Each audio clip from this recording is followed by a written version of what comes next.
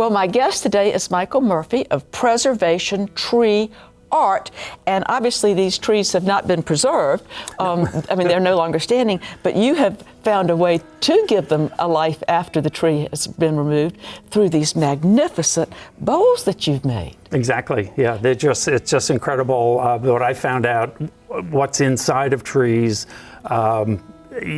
with the way you can turn them on the lathe and just get this character and these intricacies that are in there. And of course, this was an offshoot of your regular profession because you were a Master Certified Arborist for years and years and years. And so when something happened, your crew would have to go and take care of trees that had died or been blown over or had to be removed. And now you found a way to continue the life of the tree in a way. Keep it going, yes. That's fun. Well, let's talk about some of the specific ones and find out what makes these beautiful patterns in them too. Okay, great. Michael, I'd like to know how you get from a tree that has had to be cut down into a magnificent bowl. So show us a little bit of the process. Okay, well, basically, almost every one of these bowls started out with a piece of wood that you might just find on your fireplace, okay, on your firewood pile, and we take that piece of round wood and I cut it in the middle. Yes.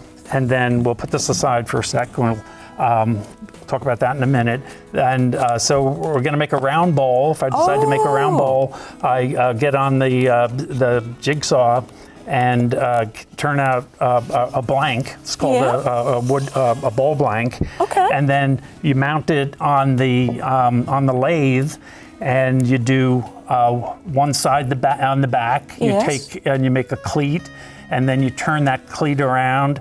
And the interesting part is that when you form a bowl, you form the back and the underside first, and it's the part that you don't really see. You're going to see the base here. So we take that and we turn it around on the lathe, and then this one you can see has quite a few holes in it, and this is from wood grubs, and this is the frass from the wood grubs, and you have to kind of clean that out.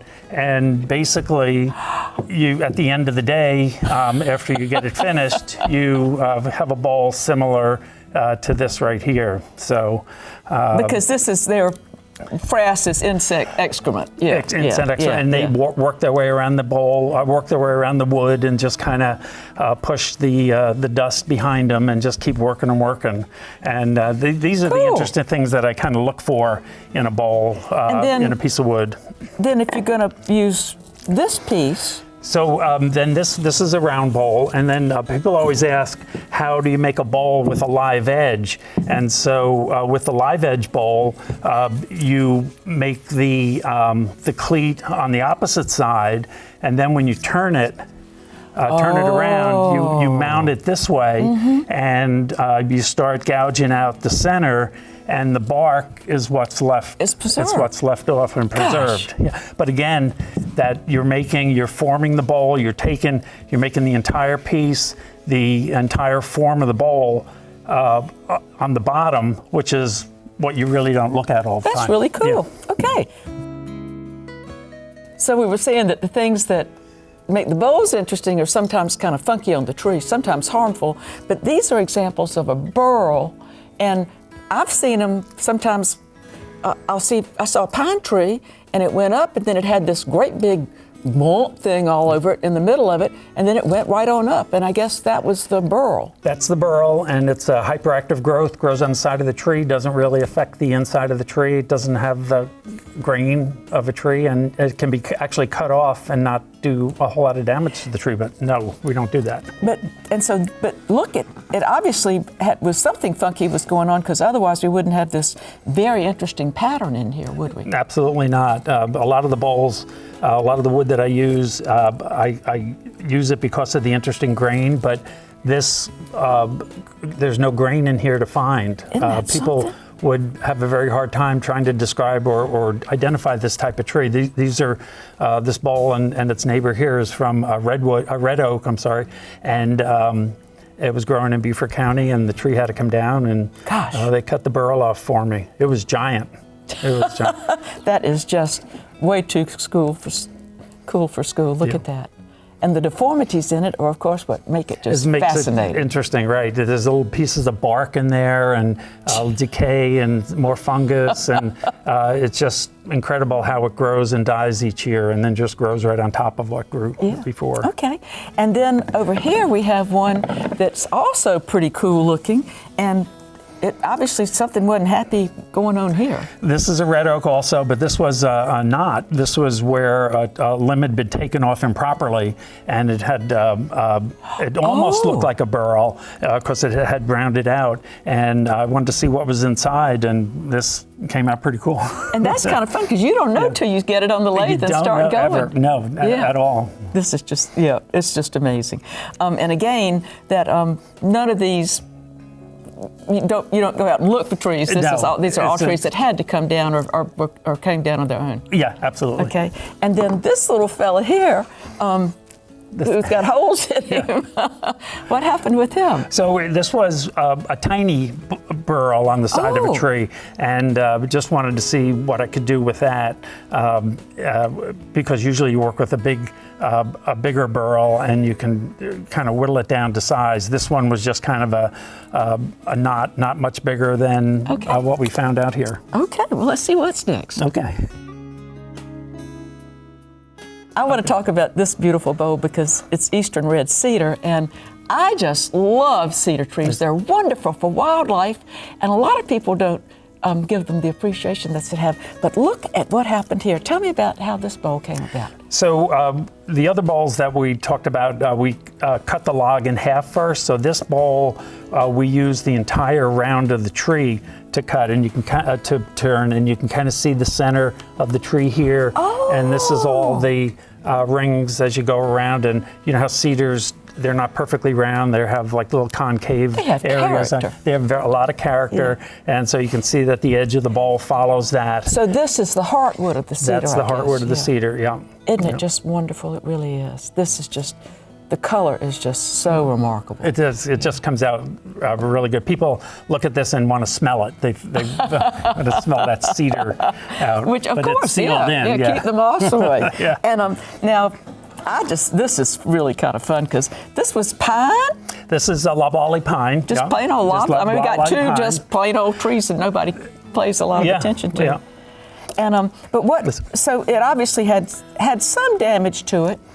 Well, this tree was alive, and when it fell down, and I wanted to bring out some of the bluing that happens in pines when they start to decay, and so you get more interest out of wood when you kind of accelerate its decaying process. Yes. And so I took these pieces and I put them into wood chips for 4 months. Rotting wood chips. Rotting wood chips, and to try to bring out the blue, try to accelerate that decay process. But what actually happened was I disintegrated the conductive tissue of the tree. So you can see those little holes are the vessels that the tree used to live and bring nutrients up to the leaves, and leaves the food down to the roots, the phloem and the xylem. So yeah, that's those are all phloem tissues. So there are things you can do even after you could get the tree down to accelerate and enhance some of the features. Get more, a little more character. Trying to get as much character as possible. They have a lot of character. Yeah. Good old loblolly pine, I declare. You'd never know. Michael, I thought this was some huge tree, and then you really surprised me because you said it's a red bud. And I went, now come on, how could we have a red bud this big? So this has a funky story. So this, kind of thinking a little bit outside the box, this is a red bud stump. Yeah. And I wasn't sure what I wanted to do with it, but I knew I wanted to turn it somehow. So I wound up actually turning it upside down. And here's the trunk. Here's where the trunk went up. So it really was kind of a normal size red bud. The trunk was a little bit bigger, and these are where the roots came out. And this was the little root plate that it had, and all this everything here was below ground. Gosh. So none of this was actually part of the above ground tree. Is all structural root system. So you can see the root coming out here. Yeah. And so And it had some differences going on in it that really were revealed during the turning process. Absolutely, a lot of tension going on, and once it dried a little bit more, it broke up, opened up a little bit more. So, but it still has a lot of character. It certainly does for a little old red bud. Yeah, that's fun. And then I think this one is also something we want to talk about.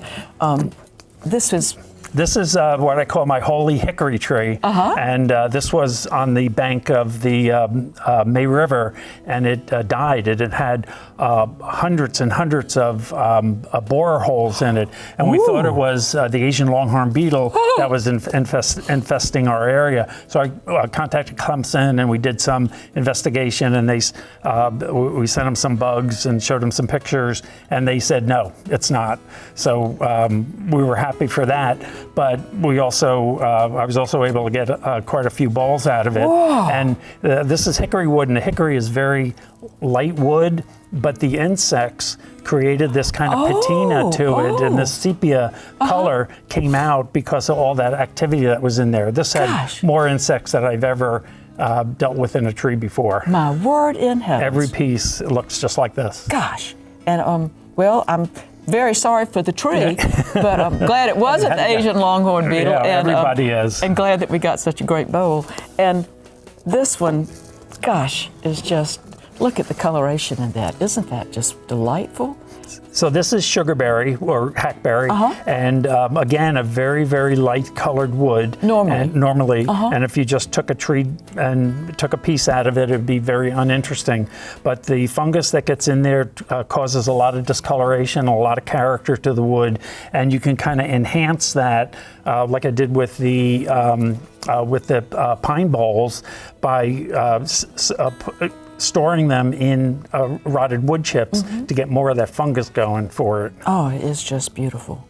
But and when you do that, you said you have to check on it periodically, or else you'll just end up having the whole thing rot. Decay. You have to kind of hold it off for a little bit. Yeah. Some of them are so dazzling and spectacular, but this one has its own special charm, and I think there's a nice story that goes with it. There's a little story behind this. This is a hawthorn piece that came out of the Trillium Garden on Spring Island, and they have one of the largest natural Trillium collections in the Low Country, and maybe even in South Carolina. And this tree had fallen down in there, and I was walking through with Carlo Lanth, and the naturalist down there, and went back and grabbed some of the logs and made a couple of pieces. And hawthorns are fun. We call them gumdrop trees sometimes because at Christmas we get them and put gumdrops on them. And you have to be kind of careful about getting them off. Oh yeah. But it is. But the color is awfully pretty, isn't it? So it had decay in it. That's probably why it died. Yes. Yeah. The decay you can see going around in here, and the hawthorn has that nice heartwood anyway. But the decay gave the interest to the light wood. Yes, it is. It's quite beautiful. And then I think live oaks, we certainly don't want to leave out the tree that everyone in South Carolina loves so much. And this one has a very special story to it. This does. So this is a piece that was turned from the largest live oak in Beaufort County. It's a Cherry Hill Plantation live oak. And this part of the tree fell off during Hurricane Gracie in 1955, and laid on the ground until 2009, when we went in, the company that I work for went in and cleaned it up and nominated it for the Heritage Tree.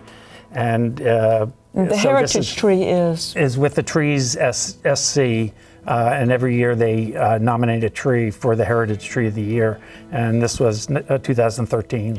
And this had just been lying on the ground, but again, live oak, even once it's lying on the ground, it's just such a hard wood, it was just sitting there. It's very hard, it didn't decay, it had some decay spots in it, but the entire log was pretty much intact. I bet it was kind of an interesting one to do on the lathe because it's very heavy. Oh, it's very heavy. It's very dense wood. It's very hard wood. You have to keep all the tools very sharp, but you can kind of see all that tension in there. You can just tell the age, and there's no rings in there. You can't really see any rings. So this tree is the largest live oak in Beaufort, and will be very difficult to age it because you can't see any of the growth rings. Well, I can certainly see a lot of beauty in it, and the live oaks, of course, are just prized by everyone in South Carolina and the Southeast. Thank you so much for coming. This has just been delightful to learn more about preservation tree art. Oh, thank you.